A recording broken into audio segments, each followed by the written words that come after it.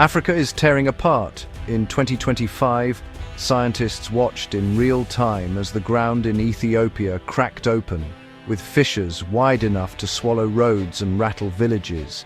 This story is, well, unfolding beneath people's feet right now, in one of the hottest, harshest landscapes on Earth. And what's driving it? A hidden force deep beneath the crust, pulsing upward like a heartbeat. Its jolts recorded in seismic data collected just this year. If you've ever wondered what it looks like when a continent begins to split, this is it. To understand, we need to go to East Africa. I'm Mark Watts.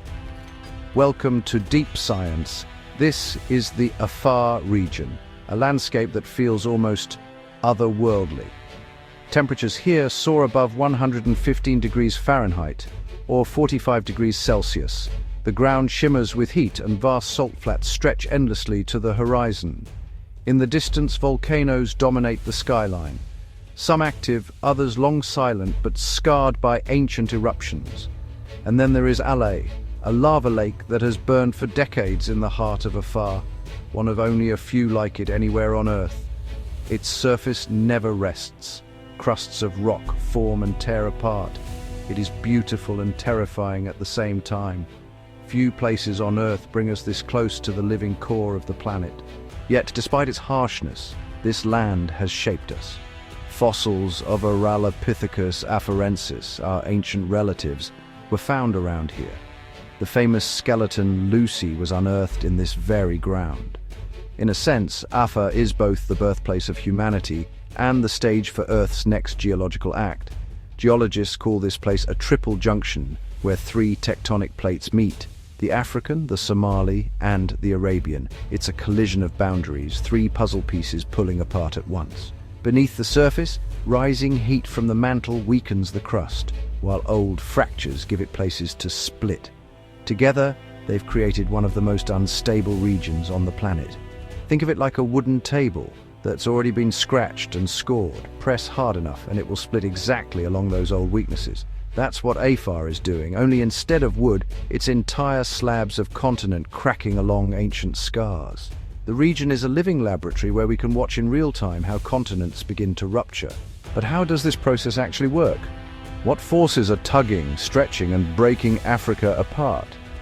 The secret lies in plate tectonics, the giant slabs of Earth's crust that rest on a softer layer beneath. They drift only centimeters each year, about as fast as your fingernails grow. But over millions of years, that slow motion reshapes continents. In Afar, those forces are on full display. The land isn't really gently easing open, it's under tension rather, pulled in several directions at once. And like dough being stretched too far, the crust begins to thin, tear, and eventually split. Only here, it's solid rock ripping apart. The East African rift itself has two main branches. The eastern arm runs through Ethiopia and Kenya, while the western arm slices along lakes like Tanganyika and Malawi. Each branch behaves a little differently. Some segments break dramatically with earthquakes, while others leak lava more quietly. Together, though, they form a scar across the continent, one that is lengthening every single year. And when plates stretch too quickly or unevenly, the stress can, release all at once. The ground jolts, ruptures, and sometimes collapses in spectacular fashion.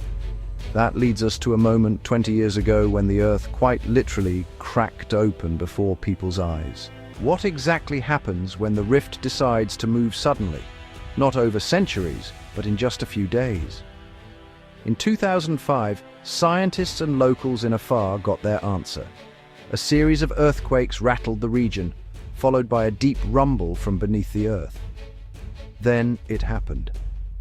A colossal crack tore across the desert floor. In less than 2 weeks, the ground split open along a line nearly 37 miles, or 60 kilometers long. Imagine driving down a highway one day, only to find the road has dropped into a jagged canyon the next. That's how abrupt it was. And this wasn't really happening just on the surface.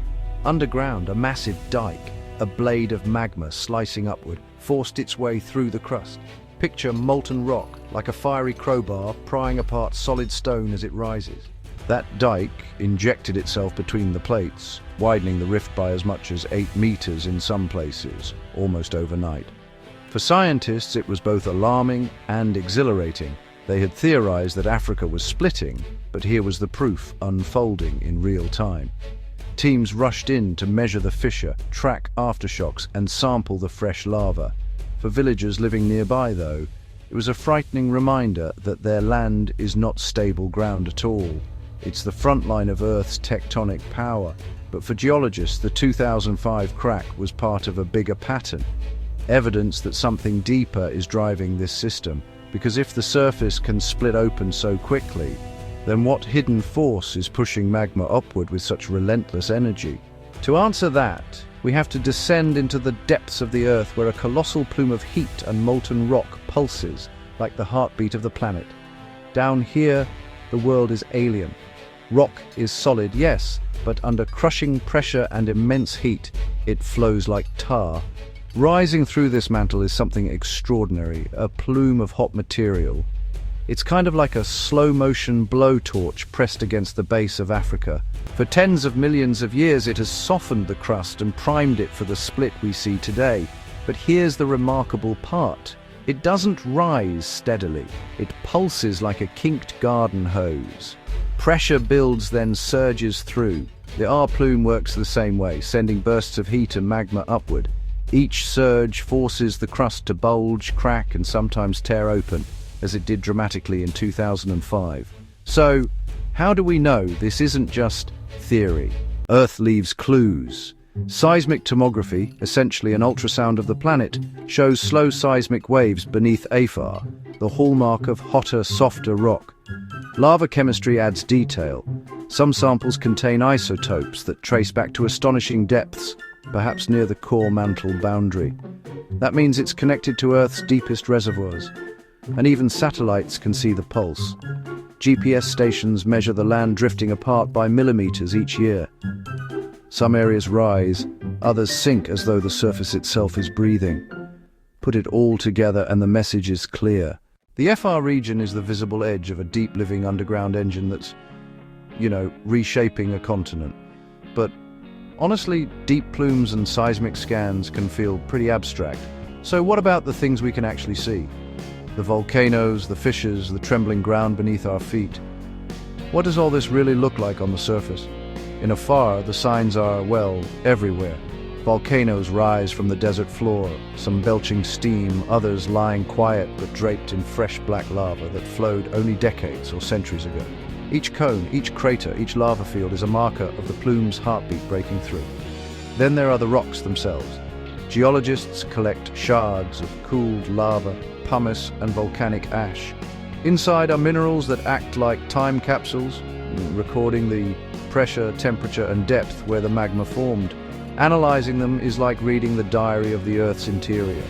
And, that's evidence that matches what seismic scans suggest below. The ground is restless too. Networks of seismometers pick up hundreds of tiny earthquakes each year. Most are just too small for people to notice, but together they reveal the constant cracking and shifting of the crust. And then there's the slow reshaping of the land. GPS receivers, bolted into bedrock, show the rift widening by millimeters every year.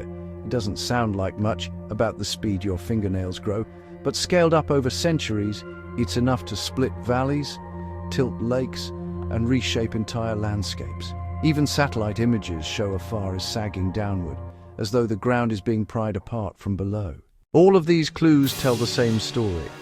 The pulses rising from the deep mantle are leaving fingerprints at the surface. Volcanoes mark the exits, rocks hold the recipes, and earthquakes whisper the stress building below. But if the land keeps stretching, if valleys keep sinking, what happens when the cracks finally reach the ocean? At some point, the land in Afar will drop low enough for water to rush in. The Red Sea, or even the Gulf of Aden, will spill inland, flooding the Rift Valley and creating a brand new ocean basin. Imagine standing where desert now stretches for miles and seeing waves rolling in, forming an entirely new coastline. Geologists believe this is Africa's future. The continent will split in two. On one side, most of Africa on the other, a new land mass carrying parts of Ethiopia, Somalia, and the Horn of Africa. Between them, a young ocean slowly widening year by year.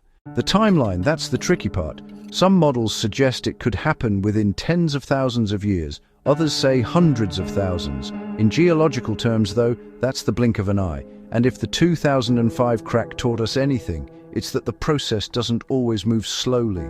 Sometimes change comes in sudden leaps. We've seen this kind of transformation before. The Atlantic Ocean itself began as a rift, much like Afar, when South America pulled away from Africa. What was once dry land fractured, dropped, and then flooded, becoming the ocean we know today. So, Afar may be offering us a rare window into the birth of an ocean. One day, future maps might show a blue gulf where today there is desert, reshaping trade routes, ecosystems, and even climate. It may sound distant, but Africa's split is a chapter in Earth's ongoing story, a story that connects continents, climates, and ultimately us. So, why does this matter beyond Africa? Because the forces tearing at Afar don't stop at national borders, they ripple outward. When rifts move, they generate earthquakes that can devastate nearby communities. When volcanoes erupt, they throw ash and gases into the atmosphere, disrupting air travel and even shifting global climate. A single large eruption in East Africa could cool the planet for months. And then there's the human side. Millions of people live along this rift system. Their farmland, homes, and water supplies depend on stable ground that is anything but stable. When a crack opens across a road or a village, it is a direct threat to daily life. But there are opportunities hidden in the danger. Rift zones are rich in geothermal energy, a clean and powerful